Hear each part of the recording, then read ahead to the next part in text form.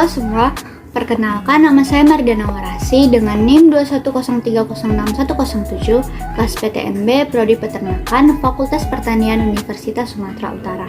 Di sini saya akan melakukan praktikum biokimia mengenai enzim dan cara kerjanya dengan dosen pengampu Ibu Tati Fidianasari SPTMP. Soal yang pertama yaitu jelaskan struktur molekul dari enzim serta berikan contohnya. Struktur molekul dari enzim terdiri atas dua, yaitu protein dan juga koenzim. Enzim biasanya disebut dengan holoenzim, dikarenakan enzim memiliki struktur yang sempurna dan juga aktif mengkatalis bersama logam. Lalu kita masuk ke struktur yang pertama, yaitu protein. Pada protein biasa disebut dengan apoenzim. Pada apoenzim ini bersifat dominan pada enzim dan mudah dipengaruhi oleh suhu dan juga pH. Lalu yang kedua ada kofaktor. Fungsi kofaktor ialah katalis yang mampu meningkatkan kerja enzim.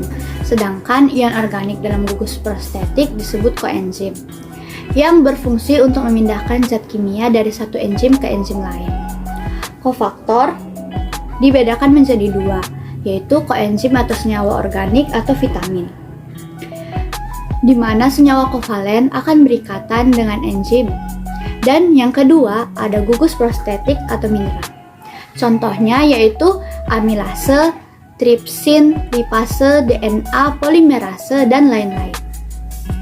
Kemudian yang kedua, jelaskan dua model cara enzim bekerja. Yang pertama itu model kunci atau lock and key, di mana suatu enzim hanya bisa berikatan dengan satu substrat saja pada sisi aktifnya. Gembok diibaratkan dengan enzim dan substrat diibaratkan dengan kunci. Lalu enzim dan substrat tersebut berikatan menjadi kompleks enzim substrat. Substrat akan diubah menjadi produk, lalu dia akan lepas dari enzim. Yang kedua, model kecocokan terinduksi, di mana kofaktor akan berikatan dengan sisi alosterik dan cara mengubah bentuk sisi aktif enzim agar dapat mengikat substrat tertentu. Setelah itu, substrat akan diubah menjadi produk dan lepas dari enzim. Kemudian yang ketiga, jelaskan klasifikasi enzim secara internasional dan berikan contohnya, contoh enzimnya.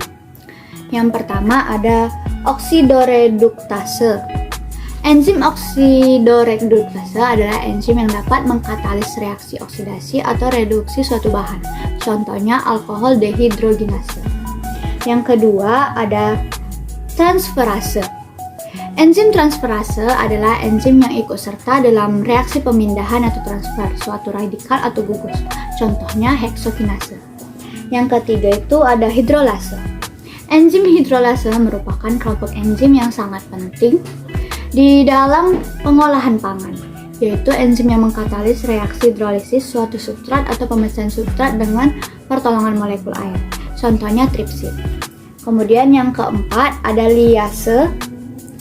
Enzim liase adalah enzim yang aktif dalam pemecahan ikatan C5C, ikatan C5O dengan tidak menggunakan molekul air. Contohnya pirufat dekarboksilase. Kemudian ada yang kelima isomerase. Isomerase adalah enzim yang mengkatalisasi reaksi perubahan konfigurasi molekul dengan cara pengaturan kembali atom-atom substrat sehingga dihasilkan molekul baru. Contohnya maleat isomerase. Kemudian yang keenam yaitu ligase. Enzim ligase adalah enzim yang mengkatalisis pembentukan ikatan-ikatan tertentu. Contohnya pirufat karboksilase. Kemudian soal yang keempat yaitu jelaskan sifat-sifat dari enzim. Yang pertama, enzim sebagai katalisator. Enzim merupakan katalis yang dapat mengubah laju reaksi tanpa ikut bereaksi. Kemudian yang kedua itu, enzim itu suatu protein. Struktur dari suatu enzim tidak lain adalah protein, karena aktivitas katalitiknya bergantung pada integritas strukturnya sebagai protein. Walaupun ada beberapa senyawa yang dapat bertindak sebagai katalis, misalnya RNA. Kemudian, enzim itu khusus. Fungsi enzim itu tertentu. Tiap perubahan zat tertentu diperlukan suatu jenis enzim tertentu pula. Misalnya enzim katalase yang hanya digunakan untuk menguraikan H2O2. Amilase hanya untuk mengkatalisis amilum sebagai substratnya. Kemudian ada enzim ada yang bekerja bolak-balik. Beberapa enzim kerjanya dapat bolak-balik. Misalnya enzim lipase dapat bekerja untuk mengkatalisis molekul lemak menjadi komponen penyusunnya, yaitu asam lemak dan gliserol, atau sebaliknya menyusun lemak dan komponennya. Kemudian soal kelima yaitu jelaskan secara singkat bagaimanakah proses katalisator dalam proses bekerja. Suatu reaksi kimia dapat terjadi jika molekul yang terlibat memiliki cukup energi internal untuk membawa ke puncak bukit energi. Seperti gambar berikut yang menunjuk bentuk reaktif yang disebut tahap transisi. Energi aktivasi suatu reaksi adalah jumlah energi dalam kalori yang diperlukan untuk membawa semua molekul pada satu mol senyawa pada suhu tertentu menuju tingkat transisi pada puncak batas tertinggi. Suatu reaksi kimia dapat dipercepat dengan dua cara, yaitu pertama, meningkatkan suhu, dan kedua dengan memberinya katalis. Kemudian yang keenam, jelaskan faktor yang mempengaruhi kerja enzim dan berikan contohnya. Yang pertama itu ada suhu.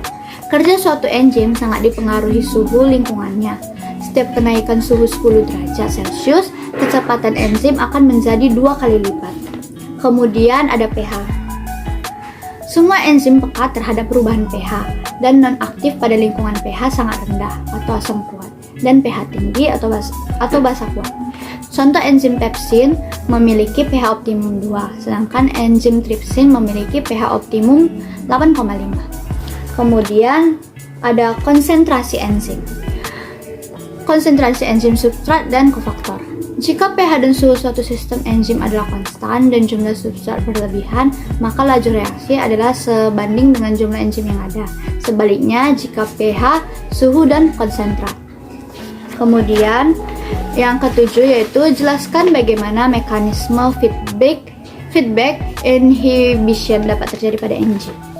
Pengontrolan model feedback inhibition di mana enzim yang bekerja pada tahap awal atau E1 dihambat kerjanya oleh produk akhir atau Z, memberikan keuntungan pada sel, yaitu organisme tersebut dapat mengatur suplai energi dan mencegah menumpuknya senyawa intermediate yaitu B, C, dan D selama proses metabolisme terjadi. Baiklah, demikian yang dapat saya sampaikan. Bila ada kekurangan atau kesalahan kata dalam video, saya mohon maaf. Terima kasih.